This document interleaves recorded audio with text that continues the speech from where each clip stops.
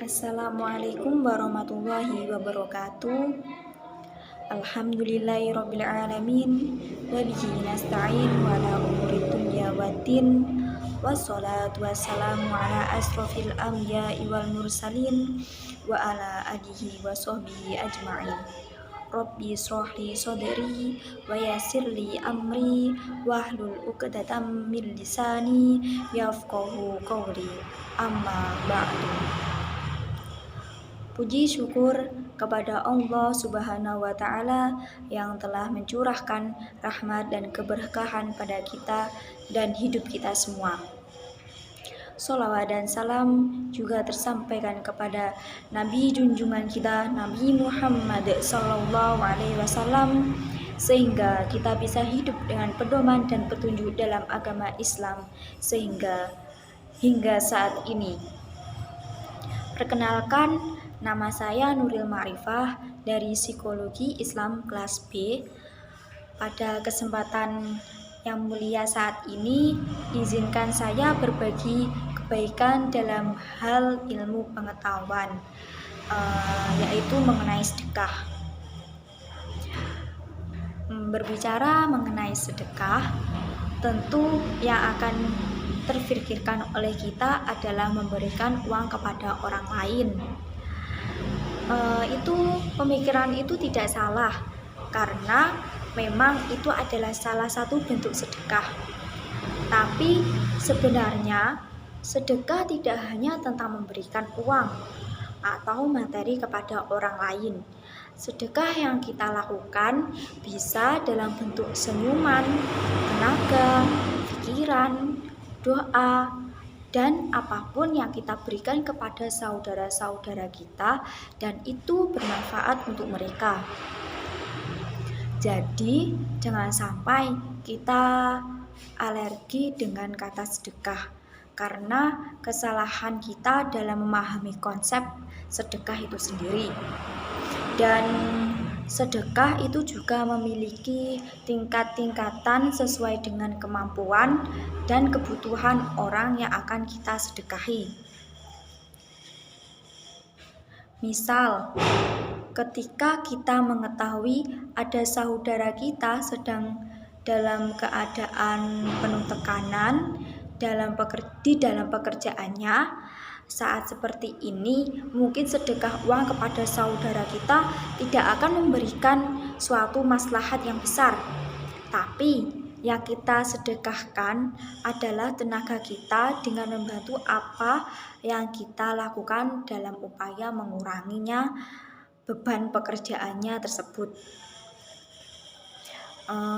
Contoh kedua, ketika saudara kita sedang banyak masalah dan memasang muka cemberut, juga muka yang tidak ceria, maka sedekah yang bisa kita lakukan adalah memberikan senyuman tulus dan berusaha untuk mengajaknya berbincang.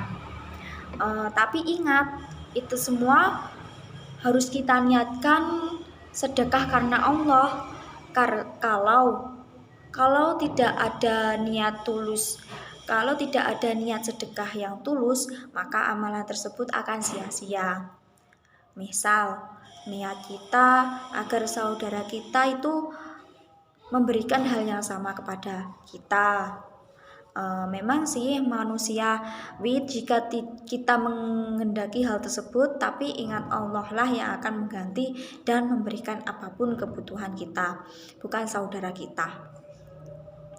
Itu adalah beberapa contoh sedekah yang bisa kita lakukan sesuai dengan keadaan dan kondisi tersebut.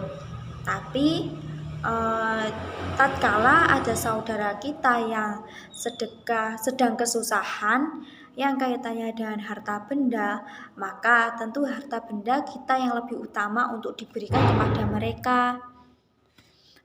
Begitupun dengan saat ini ada bencana banjir melanda tetangga daerah kita, maka ini adalah suatu kewajiban kita untuk membantu tetangga kampung kita dengan harta benda dan juga tenaga kita. Oleh karena itu, Mari kita bersama-sama menyisihkan sebagian harta kita, bisa berupa uang, baju yang layak dipakai maupun makanan dan lain sebagainya untuk yang membutuhkan. Selain harta, benda yang kita sedekahkan perlu juga tenaga kita untuk mendirikan tenda darurat, mengevakuasi para korban dan menyediakan makanan serta mendistribusikan bantuan yang telah kita kumpulkan. Ingat, ini amalan yang berpahala besar. Tidak ada amalan yang ingin dilakukan oleh seseorang yang telah meninggal dunia selain bersedekah. Seperti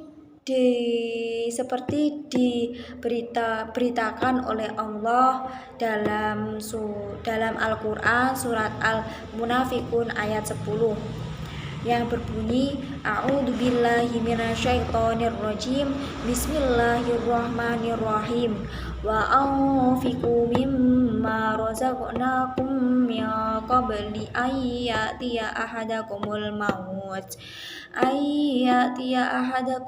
maut fayaqula rabbi laula akhartani ila ajalin qaribin fa asaddaqa fa akum minas sholihin. Yang artinya, dan infakkanlah sebagian dari apa yang telah kami berikan kepadamu sebelum kematian datang kepada salah seorang di antara kamu. Lalu dia berkata menyesali, ya Tuhanku, sekiranya Engkau berkenan menunda kematianku sedikit waktu lagi, maka aku dapat bersedekah dan aku akan termasuk orang-orang yang soleh. Surat Al-Munafiqun ayat 10. Sekarang juga saat ini juga tatkala Allah masih memberikan kesempatan hidup dengan harta yang cukup, maka sangat merugi jika kita tidak mengambil bagian dalam rangka membantu saudara kita yang tengah tertimpa bencana. Dijelaskan dalam hadis riwayat Imam Al-Baihaqi, Rasulullah SAW bersabda, waqala sallallahu alaihi wasallam as-shadaqatu tasuddu sab'ina babam minasu, yang artinya sedekah menutup 70 pintu keburukan. Hadis riwayat Tobrani. Insya Allah, orang-orang yang gemar bersedekah, maka ia akan jauh dari keburukan-keburukan dan bencana seperti sabda Rasulullah tersebut. Jangan sampai kita menjadi orang yang menyesal di akhirat kelak karena bakhil tidak mau bersedekah. Dengan sedekah, Allah akan memberikan kita jalan keluar atas masalah yang kita hadapi, menggantinya dengan yang lebih baik dari harta yang kita sedekahkan, dan masih banyak lagi keuntungan yang akan kita dapatkan. Sekian yang dapat saya sampaikan. Bila ada kata yang kurang berkenan, saya mohon maaf yang sebesar-besarnya. Kebaikan dari Allah Subhanahu wa ta'ala dan kesalahan datang dari saya selaku manusia biasa yang tidak luput dari lupa, salah dan dosa. Demikian kiranya, dan akhir kata saya haturkan terima kasih. Wallahul muwaffiq ila aqwamit thoriq. Assalamualaikum warahmatullahi wabarakatuh.